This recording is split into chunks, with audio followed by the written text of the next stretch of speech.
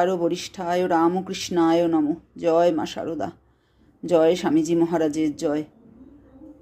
1863 খ্রিস্টাব্দের 12ই জানুয়ারি কৃষ্ণপক্ষের সপ্তমী তিথিতে নরেন্দ্রনাথ দত্ত, যাকে আমরা স্বামী বিবেকানন্দ স্বামীজি হিসাবেই চিনি, সারা পৃথিবীতে তার জন্মদিনটি ন্যাশনাল ইউথ ডে হিসাবেই পালন করা হয়।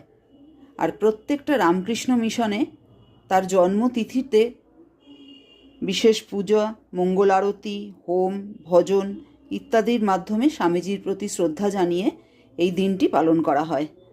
এবছর 2026 খ্রিস্টাব্দে আজকে অর্থাৎ 10ই জানুয়ারি এই তিথিটি পড়েছে। সমস্ত রামকৃষ্ণ মিশনে এই তিথিটি শ্রদ্ধা সহকারে এবং নির্দিষ্টভাবে বিশেষ পূজা করে তার জন্মতিথিটি পালন করা হচ্ছে।